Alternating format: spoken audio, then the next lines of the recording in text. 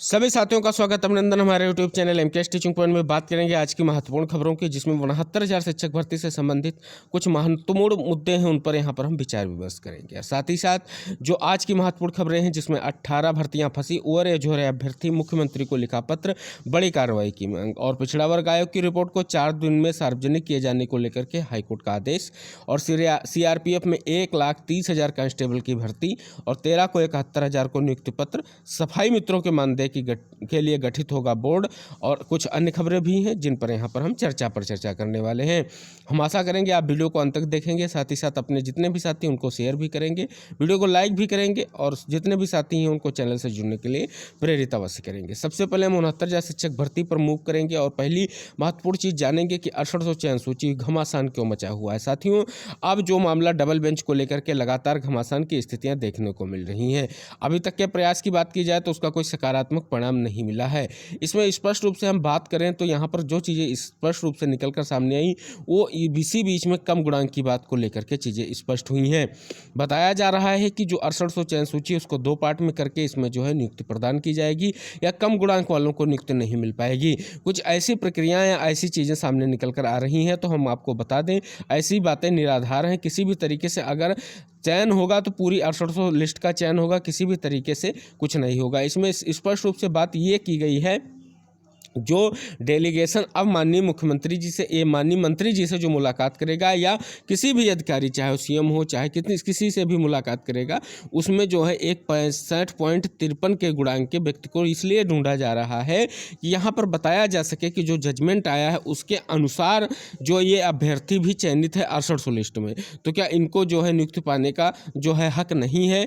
कहीं ना कहीं ये 867 अगर रिविजिट भी की जाती है तो ये उस गुणांक में सम्मिलित हो रहे हैं। तो इन सभी चीज़ों को लेकर के, चीज़ें स्पष्ट करने को लेकर के इन चीज़ों को किया जा रहा है। अब बात करेंगे एडजस्टमेंट की, यानी अगर 867 लिस्ट अगर रिविजिट होती है तो किस प्रकार से एडजस्टमेंट किया जाएगा, उसको लेकर के साथियों ने प्रयास किया है। और एडजस्टमेंट का स्पष्ट रुख यही है कि जो भी चीज़ें हैं, गुणांक की जो भी बात की गई है, कहीं ना कहीं 6800 लिस्ट उसमें फिट बैठती है, और इसमें कहीं ना कहीं जो समायोजन पॉलिसी बनेगी उसी के अनुसार 6800 को एडजस्ट किया जा सकता है। और कहीं ना कहीं अगर 867 रिविजिट का जो महत्वपूर्ण आदेश है उस पर ही कार्रवाई इंगित होगी। नहीं इंगित करवाने की बात है तो सरकार इसको लेकर के अभी चीज़ें स्पष्ट नहीं कर रही है, तो क्या कुछ उसकी मंशा है, ये देखने वाली बात होगी। वर्तमान परिदृश्य में अभी तक कोई भी महत्वपूर्ण चीज़ों पर मूव नहीं किया गया है। कहीं ना कहीं इस भर्ती को अब जो है चुनाव के फेर में फंसाने का प्रयास फिर से चल रहा है, और इसको लेकर के आप सभी लोगों को प्रयास जारी रखना चाहिए। और जहां तक नियुक्ति की बात है तो केवल समायोजन पॉलिसी के आधार पर ही नियुक्ति मिल सकती है अगर 6867 को रिविजिट किया जाता है। अन्यत्र मामले में जो है मामले और रास्ते खुले हुए हैं, डबल बेंच में आप जा सकते हैं। और कम गुणांक वाले मुद्दे को हमने आपको स्पष्ट ही कर दिया कि उसका मेन यही कारण है कि जो भी डेलीगेशन आप सभी लोगों का मुलाकात करेगा किसी मंत्री या किसी भी अधिकारी से, उसमें स्पष्ट रूप से इस बात को रखने का प्रयास किया जाएगा कि इस गुणांक के भी लोग 6800 चयन सूची में सम्मिलित हैं। अब डबल बेंच के जाने को लेकर के आयोग टीम ने स्पष्ट रूप से घोषणा कर दी है, और स्पष्ट रूप से उन्होंने अवगत भी कराया है कि किन तथ्यात्मक चीज़ों को लेकर के सरकार को उन्होंने अपनी बातें रखी हैं सरकार के सामने, कि हमारे जो है न्यायिक प्रक्रिया के अधीन हमको नियुक्ति प्रदान की जाए। साथ ही साथ अगर 867 को रिविजिट किया जाता है, वरना जो है ड्राफ्टिंग वगैरह कंप्लीट है और आगे की चीज़ें देखी जाएंगी। लेकिन हालांकि अभी यहाँ पर धरना टीम ने ऐसा कुछ स्पष्ट नहीं किया है। जो स्पष्ट रूप से अभी तक प्रयास यही जारी है कि कोर्ट के बाहर ही स्थित परिस्थिति को संभाला जाए, और कहीं ना कहीं 6800 साथियों के साथ न्याय किया जाए। लेकिन देखने वाली बात होगी जो ये प्रयास चल रहा है इसमें कितनी सफलता मिलती है। लगातार अगर हम बात करें तो यहाँ पर अधिकारियों के साथ जनप्रतिनिधियों से लगातार मुलाकात की जा रही है। इसमें स्पष्ट रूप से डिप्टी सीएम से भी मुलाकात की गई है, अपनी बातों को अवगत कराया गया है। कहीं ना कहीं उन चीज़ों को लेकर के अभी कोई चीज़ स्पष्ट नहीं हुई है। लेकिन अगर हम बात करें तो डबल बेंच और इन्हीं सभी मुद्दों को लेकर के फिर से घमासान मचा हुए 6800 चयनित साथियों में, तो कहीं ना कहीं इससे सावधान रहने की ज़रूरत है। और इसमें अगर आप बंटने की स्थितियों में आएंगे तो भी चीज़ें और भी विचारणीय हो जाएंगी, जैसा कि पहले इसका आप फलस्वरूप देख चुके हैं किस स्थिति से किस स्थिति पर आप सभी लोग पहुँच चुके हैं, और जजमेंट में स्पष्ट रूप से आपकी लिस्ट को निरस्त किया गया है। अब लिस्ट को बचाने के लिए संयुक्त रूप से कार्य करना है, वरना किसी भी यहाँ पर सरकार आपको न्याय नहीं देगी, और दोनों पक्षों को लड़ा करके आपस में ही इस लिस्ट को वैसे ही क्वेश करने का आदेश हो चुका है, और कहीं ना कहीं डबल बेंच जाने से पहले इस भर्ती में समस्याएं खड़ी हो जाएंगी। तो प्रयास इतना ही रखिए कि जो भी हो एक संयुक्त रूप में हो, सभी अशर्त साथी संयुक्त रहें, जिससे जल्द ही कोई नई और महत्वपूर्ण चीज़ और अच्छा और महत्वपूर्ण प्रयास आप सभी लोगों का जारी है। कहीं ना कहीं सरकार इसको दृष्टिगत करते हुए आगे भी कार्य करेगी। अगर आपका धरना जो भी महत्वपूर्ण हो सका किया गया और अगर भविष्य में करना होगा तो किया जाएगा, जिससे बहुत सारी चीज़ें स्पष्ट हो जाएंगी। तो कहीं ना कहीं साथियों को ये चीज़ें ध्यान में रखते हुए आगे की चीज़ों को देखने होगा। अब अगली खबरों की तरफ मूव करेंगे, जिसमें 18 भर्तियां कौन सी हैं जो फंसी हैं, जिसके कारण अभ्यर्थी ओवरएज हो रहे हैं। माननीय मुख्यमंत्री जी को पत्र लिख करके किस बड़ी कार्रवाई की मांग की गई है। साथियों यहाँ पर स्पष्ट रूप से देख सकते हैं, लिखा गया उत्तर प्रदेश अधीनस्थ सेवा चयन आयोग यानी आपका यूपी SSSC की 1.5 दर्जन भर्तियां वर्षों से लंबित पड़ी हैं। भर्ती शुरू होने के इंतजार में अभ्यर्थी ओवरएज हो रहे हैं।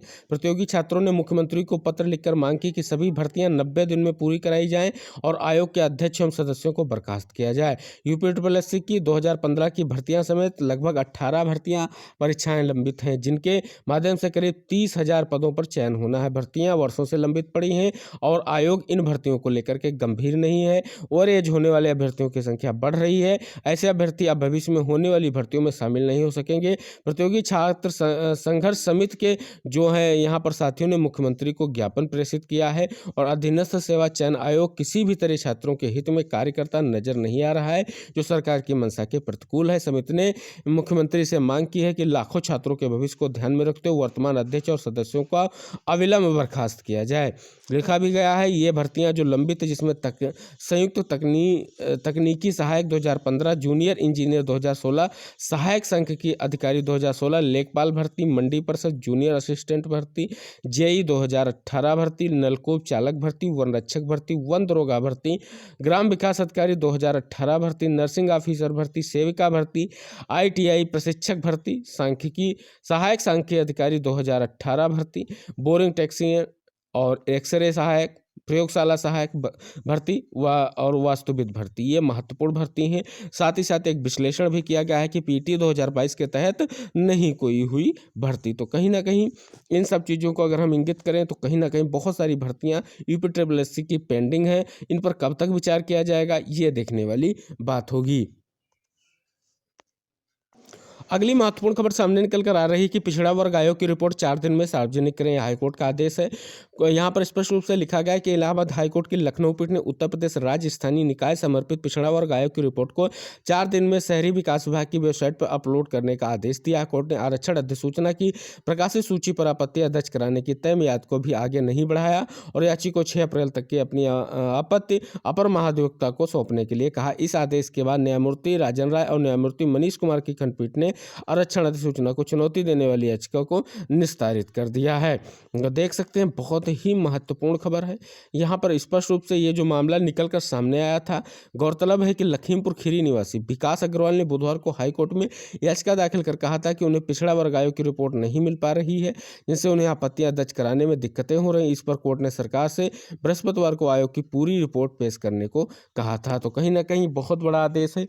अगर यहाँ पर जो और इधर सपा ने भी जो है आरक्षण निर्धारण में गड़बड़ी को लेकर के स्पष्ट बात कही है, तो कहीं ना कहीं चीज़ें अभी भी फंसी हुई हैं। निकाय चुनाव को लेकर के क्या कुछ स्पष्ट होगा, ये आगे देखने वाली बात होगी। साथियों बहुत ही महत्वपूर्ण खबर, 1,30,000 कांस्टेबलों की भर्ती होगी। केंद्रीय रिजर्व पुलिस बल CRPF में 1,30,000 जो आपके सिपाही जनरल ड्यूटी की भर्ती होगी। केंद्रीय गृह मंत्रालय ने गुरुवार को इस बाबत नोटिस जारी किया है। इसमें कहा गया है कि 10% सीटें अग्निवीरों से भरा जाएगा। ये पद सीधी भर्ती के माध्यम से भरे जाएंगे। हालांकि अभी आवेदन शुरू होने और खत्म होने की तारीख के बारे में जानकारी नहीं दी गई है। मंत्रालय की ओर से नोटिस के मुताबिक सिपाही के कुल 1,29,929 पद भी भर्ती की जाएगी। इनमें से 4,667 पद महिला उम्मीदवारों के लिए हैं। साथ ही 10% सीट पूर्व अग्निवीरों के लिए आरक्षित की गई है। उम्मीदवारों का मैट्रिक पास होना जरूरी है। उम्र 18 से 23 साल के बीच होना चाहिए। ये पद सामान्य केंद्रीय सेवा के तहत ग्रुप C के हैं। तो कहीं ना कहीं आप सभी लोग देख सकते हैं बहुत बड़ी भर्ती आप सभी लोगों के लिए निकल कर सामने आने वाली है। अगली बहुत ही महत्वपूर्ण खबर, 13 को तीसरे रोजगार मेले में 71,000 युवाओं को नियुक्ति पत्र देंगे पीएम। प्रधानमंत्री नरेंद्र मोदी 13 अप्रैल को वीडियो कॉन्फ्रेंसिंग के जरिए 71,000 युवाओं को सरकारी नौकरियों से संबंधित नियुक्ति पत्र सौंपेंगे। इनमें अकेले रेलवे विभाग की 50,000 रिक्तियां खत्म हो जाएंगी। इस साल अंत तक 10 लाख सरकारी नौकरियों का वादा कर चुकी सरकार अब तक 1.46 लाख युवाओं को नियुक्ति पत्र बांट चुकी है। सरकार की इस योजना इस साल के अंत तक हर हाल में से 7.83 लाख रिक्तियां खत्म करने की। सरकारी सूत्रों के मुताबिक रोजगार मेले के कार्यक्रम के दौरान सरकार के कई मंत्री देश के 45 अलग अलग शहरों में सरकारी मेले में शिरकत करेंगे। तो कहीं ना कहीं देख सकते हैं बहुत बड़ा ये आप सभी लोगों के लिए प्रयास है। क्या सरकार इतनी भर्तियां आप सभी लोगों को दे पाएगी? सबसे बड़ा प्रश्न चिन्ह यही उठ रहा है। वर्तमान में जिन साथियों को ये नियुक्ति पत्र मिलने जा रहे हैं उनके लिए बहुत बहुत शुभकामनाएं। आगे बढ़ेंगे, अगली खबर की तरफ मूव करेंगे कि सफाई मित्रों को मानदेय के लिए गठित होगा बोर्ड। योगी सीएम ने 8754 करोड़ की 2042 परियोजनाओं का किया लोकार्पण शिलान्यास कर। सफाई कर्मचारियों को पूरा व सम्मानजनक मानदेय दिलाने के लिए यूपी सरकार एक बोर्ड का गठन करेगी। सीएम योगी आदित्यनाथ ने बृहस्पतिवार को इसका ऐलान करते हुए कहा कि सरकार सफाई कर्मचारियों के लिए पूरा भुगतान करती है, लेकिन सेवा प्रदाता सफाई कर्मियों का पैसा काट लेते हैं, जबकि सरकार सेवा प्रदाताओं को अलग से भुगतान करती है। बोर्ड के गठन के बाद किसी भी सफाई कर्मचारी का एक भी पैसा कोई बिचौलिया नहीं खा पाएगा। सीएम योगी ने लखनऊ में नगर विकास के निदेशालय के सभागार में 8754 करोड़ रुपए की 2042 परियोजनाओं का शिलान्यास और लोकार्पण किया। उन्होंने बताया कि सफाई कर्मचारियों का पूरा मानदेय दिलाने के लिए मुख्य सचिव की अध्यक्षता में एक कमेटी गठित की गई। इस दौरान उन्होंने 5 लोगों को प्रधानमंत्री आवास की चाबी, 5 सफाई कर्मियों को किट भेंट किया है। सीएम ने इस मौके पर घोषणा की राज्य के 100 नगर पंचायतों में आकांक्षात्मक सिटी के रूप में विकसित किया जाएगा। तो कहीं ना कहीं आप देख सकते हैं बहुत ही बड़ी खबर है यहाँ पर सफाई कर्मियों के लिए।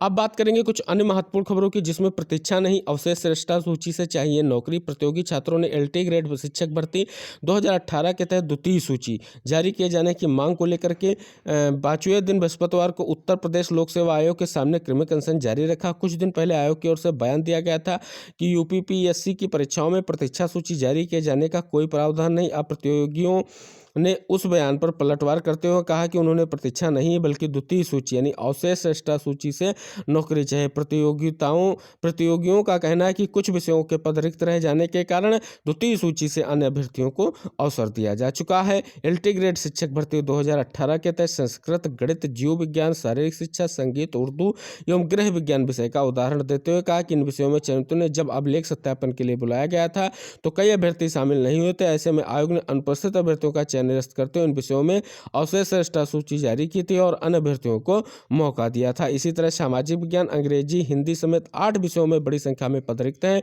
ऐसे में आयोग पूर्व की भांति इन विषयों में रिक्त रह गई सीटों के मुकाबले अवशेष श्रेष्ठता सूची जारी करते हुए अन्य अभ्यर्थियों को मौका दे। अनशन में प्रतियोगी छात्र मोर्चा के अध्यक्ष के साथ साथ बहुत सारे साथी यहाँ पर उपस्थित रहे हैं। तो देख सकते हैं कहीं ना कहीं बड़ी खबर है और यहाँ पर अवशेष श्रेष्ठता सूची को जारी करने की बात की गई है। तो ये थी साथियों आज की महत्वपूर्ण खबरें जिन पर हमने यहाँ पर चर्चा की है। आशा करेंगे आप वीडियो को जरूर शेयर करेंगे और चैनल को सब्सक्राइब करेंगे। इसी आशा के साथ अगले वीडियो में फिर मुलाकात होगी। तब तक के लिए टेक केयर, बाय बाय, जय हिंद साथियों।